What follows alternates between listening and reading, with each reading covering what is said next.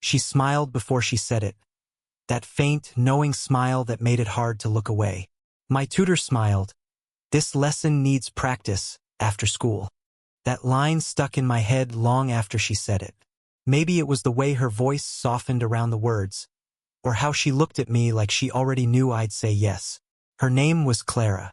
She taught literature at the small college on the edge of town, the kind of place where the clocks ran slow and the hallways smelled faintly of paper and chalk. I was only supposed to be her evening student, catching up on credits I'd put off too long. But from the first session, she had this calmness that made silence feel like part of the lesson. That night, the room was quiet except for the low hum of the heater. She sat across from me at the desk, sleeves rolled to her elbows, a few loose strands of hair brushing her cheek. Her glasses were balanced halfway down her nose, and every so often she'd lift them with the back of her hand without looking up. I pretended to focus on the text, but every sound she made, the scratch of her pen, the rustle of paper, landed heavier than it should have. "Read it again," she said softly, sliding the open book back toward me. Her tone wasn't impatient. It was curious, testing. I cleared my throat and tried to read, but the words tangled somewhere between thought and voice. She tilted her head, watching me the way someone watches a candle struggle to stay lit. "You rush the ending," she said. "You don't let the line breathe." "I'm trying," I said. My voice came out rougher than I meant. "I know," she replied, her eyes flicking up from the page to mine. "That's why I said practice." The word hung there. Practice. Something about the way she said it, like it meant more than reading. Like she was teaching me something I didn't realize I'd signed up for. Outside, rain started ticking against the windows. It filled the silence between us, soft and constant. She leaned closer, reaching to adjust the page. Her sleeve brushed my hand, light as air, and my chest tightened as if the whole room had tilted slightly toward her. "See," she whispered, tracing a line on the page with her pen. "You skip right here. This is where it breathes." Her perfume was faint, clean, like citrus and rain, but it lingered when she leaned back.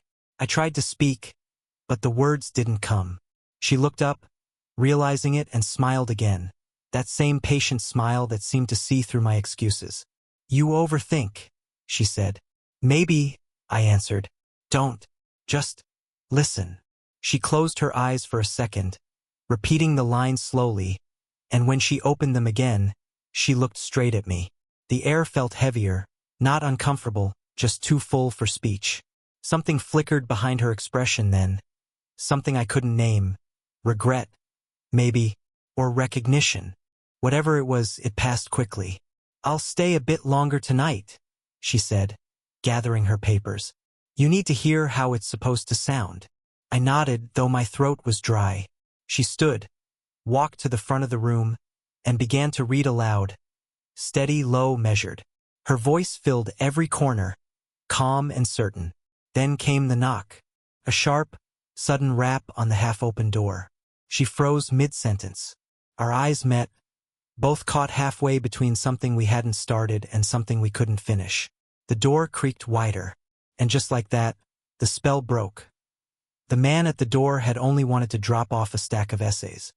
He left as quickly as he came, leaving the air in the room cut clean in two, what it was before the knock and what it was after. Clara exhaled quietly, a hand pressed against her temple. "He forgets I stay late sometimes," she murmured, almost to herself. Then softer, "Sorry about that." I shook my head. "It's fine." But it wasn't fine. Something between us had shifted. Not broken, just bent slightly, like a beam under too much weight. She turned back to the desk, rearranging papers that didn't need rearranging. I watched her do it, and for a moment she looked almost unsure, the way someone looks when they've remembered something they wish they hadn't. When she finally sat again, her tone had changed. "You're 23? She asked. 24 next month," I said. Her gaze flicked up, quick and assessing. "You remind me of my son when he was your age," she said, then immediately frowned. That sounded odd. Forget I said that. I smiled a little. "You don't have to explain." But she did. She always did. That was part of what drew me to her. How hard she tried to keep everything proper, even when her voice betrayed her. I used to tutor him too, she said. Help him prepare for exams. He'd get restless halfway through, always wanted to talk about music instead of grammar. She paused, fingers tracing the edge of the notebook between us. He doesn't call much anymore. There was something fragile in the way she said it, not sadness exactly, but distance, like she'd learned to live around an absence instead of with it. I know how that feels, I said quietly. My mother moved abroad when I started college. Calls when she remembers. Clara looked at me then, really looked. Whatever wall she'd built softened a fraction. You're too young to sound like that, she said. I think you're too kind to notice how young I sound, I answered, before I could stop myself. Her eyes lingered. Then she laughed under her breath. A real small laugh. Flattery doesn't help your reading, she said. But she didn't look away. We went back to the lesson, though neither of us was reading anymore. I caught her glancing at me between sentences. Once, when I stumbled over a word, she reached across the desk to guide my hand along the line of text. Her touch was careful, teacherly, but it stayed a moment too long. Her fingers were cool against my skin. She must have realized it too, because she withdrew almost instantly, clearing her throat. Again, she said softly. From the beginning. I read. My voice shook. She didn't interrupt this time. When I finished, she leaned forward, elbows on the desk, eyes half-shadowed by the desk lamp. Better, she said. You're starting to listen. There was a pause, long, full, charged. I didn't answer. She didn't move. The clock ticked once. Then again. Outside, the rain had stopped. Inside, neither of us spoke, but something unseen, something both of us understood, had taken its place.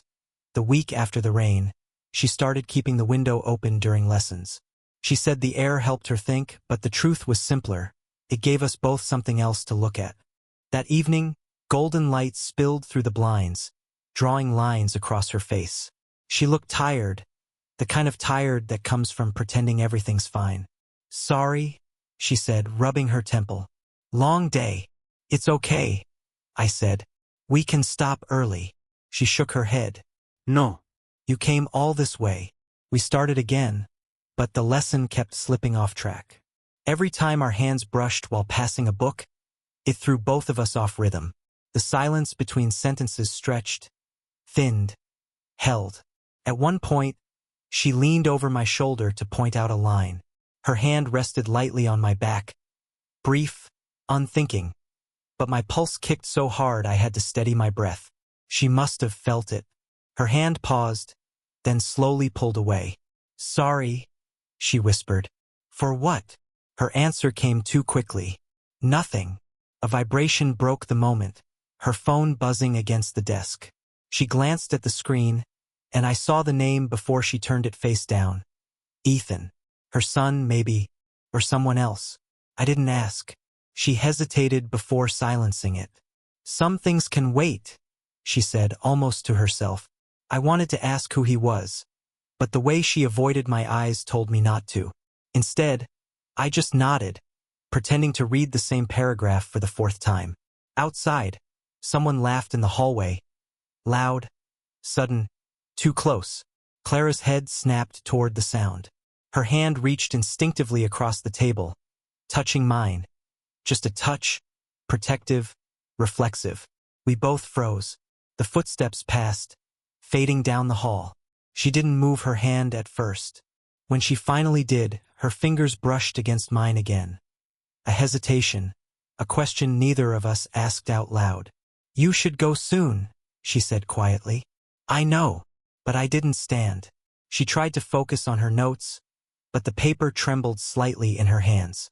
When she noticed, she put the pen down and smiled without looking up. You make it hard to be professional, she said softly. That caught me off guard. You're doing fine, I said. Am I? She looked up then, eyes bright and unsteady. Because it doesn't feel like it. I didn't answer. The space between us seemed to shrink on its own, drawn by something neither of us wanted to name. For a second, one impossible second, she leaned closer. Her breath brushed my cheek, warm, faintly sweet. My hand lifted halfway before I stopped myself. Then she drew back. "You should go," she said again, this time almost a whisper. I nodded, but neither of us moved. The air hummed with what almost happened, what still could. The next week, the lessons felt different. Shorter pauses, longer silences. She kept her distance, but the distance didn't help. It only made every glance louder. That evening, she'd asked me to meet her in the small reading room instead of the classroom. "It's quieter there," she'd said. "We won't be interrupted." The space was narrow, lined with shelves that swallowed sound. A single lamp threw a circle of amber light over the table. When I arrived, she was already there, standing by the window. Her arms were crossed, but her shoulders were tense. "You're late," she said. "Only by a minute." "That's still late." She smiled when she said it, but it didn't reach her eyes. I set my books down and waited. She didn't move. Finally, she sighed. "We can't keep doing this," she said. "Doing what?" I asked, though I knew. "This." She gestured between us. "Whatever this is becoming." I opened my mouth, then closed it again. The right words didn't exist.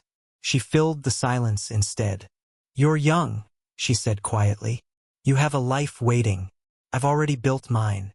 You say that like they can't overlap. They can't." She turned, facing the window again. Her reflection in the glass looked younger, somehow softer, uncertain.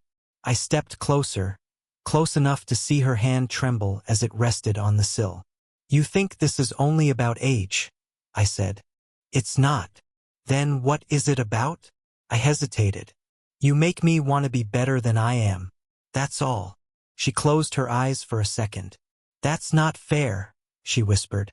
"You don't know me well enough to say that." "Maybe I do," I said. "Maybe that's what scares you." She finally turned. Her expression wasn't angry. It was raw, caught between fear and something gentler. "You shouldn't talk like that," she said. "Then stop looking at me like you want to believe it." The words hung there, too sharp, too true. She froze, her breath catching audibly. I stepped closer just once. Not touching her, just close enough that her perfume filled the air between us. "Tell me to leave," I said quietly. She didn't. Instead, her hand lifted halfway, as if to touch my face, then stopped in midair. "You don't understand," she whispered. "People talk. They see things that aren't there. They'd only see what we let them." Her eyes met mine, a long, unblinking stare that felt like falling. "You don't know what you're asking," she said. "Then tell me." Her lips parted like she might answer, but no sound came. The air trembled with everything unsaid: want, fear, restraint. "I can't," she finally breathed. Then she stepped back, breaking the line of light between us. The room stayed quiet except for the faint hum of the lamp, and the question neither of us could silence anymore. The next few days, she canceled our sessions. No explanation, just brief messages, polite, neutral, final. By the fourth night, I couldn't take it anymore. I waited outside the faculty office after hours, the hallway lights dim and humming. When she finally appeared, she froze at the sight of me. "You shouldn't be here," she said. Her voice was steady, but her hand tightened around the strap of her bag. "I just want to talk." "There's nothing left to talk about." I stepped forward. "You don't get to decide that alone." Her jaw tightened. "Please, don't make this harder." I almost turned away, almost, until I noticed the paper she carried. My name was on it. A withdrawal form. "What's that?" "An administrative thing," she said quickly. "I told them you'd be switching tutors." "You did what?" "It's better this way." "For who?" She hesitated, then lowered her voice. "For both of us." But the tremor in her hand said otherwise. I stared at her, waiting for her to meet my eyes. When she finally did, something cracked open. Regret, exhaustion, something deeper. And then she whispered, "Someone hurt us." The words hit like cold air. "What do you mean, hurt us?" "Last week. The night in the reading room. I didn't realize the door hadn't shut all the way. Another tutor was in the hall. She swallowed. It's already been mentioned to the dean. For a second, neither of us breathed. The quiet buzz of the hallway light sounded deafening. I stepped closer, lowering my voice. And what did you say? That it was nothing. That you're just my student. I laughed once, short, hollow. You lied. I protected you, she said sharply. You think they'd listen if I told the truth? The truth, I said slowly, is that you care about me. She flinched barely, but enough. Don't, she said. Don't make this harder than it is. You already did that, I said. She looked at me, then really looked, and I saw the guilt hit her like a wave. She tried to step past me, but the hallway was too narrow. Her shoulder brushed mine, her breath catching as she turned her face away. I didn't mean for it to go this far, she whispered. I caught her wrist, lightly, just enough to stop her. Then tell me how far it's gone. Her pulse jumped beneath my fingers. She looked down at where I touched her, then back up. Too far to fix, she said. We stood like that, caught between the echo of what she'd admitted and the silence that followed. Finally, she pulled her hand free, but didn't move away. They'll be watching now, she said. We have to be careful. Careful doesn't change anything, I said. It just delays it. She didn't argue. She just exhaled, slow, shaky, and whispered, then maybe we're already past careful. And with that, she walked away, leaving the sound of her words hanging in the narrow hall. A promise or a warning. The next time I saw her, the semester was almost over. The campus was empty, the kind of late afternoon when shadows outnumber people. She texted me first, one last session. Let's end properly. I found her in the same reading room where everything had started. Books stacked neatly, lamplight soft against her face. She looked calm, almost too calm, like someone rehearsing how to say goodbye. I wasn't sure you'd come, she said. I wasn't sure you'd want me to. She smiled faintly. I wasn't sure either. We sat, but neither of us opened a book. The air between us carried weeks of unsaid things. Every glance, every almost. Finally, I said, you told them it was nothing. I had to. Was it? Her breath hitched, just enough to betray her. She didn't answer. The silence filled with everything she couldn't say. The regret in her shoulders, the way her hand rested too close to mine on the table. I could feel the warmth radiating from her skin. You'll leave soon, she said, almost to herself. Graduate. Move on. I don't want to. You should. Her voice broke slightly on the last word. She reached up, pushing a strand of hair from her face. I wanted to reach too, but stopped halfway. She noticed. Don't, she whispered. Why not?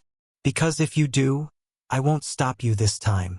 That was it, the truth finally spoken. The air seemed to pulse between us.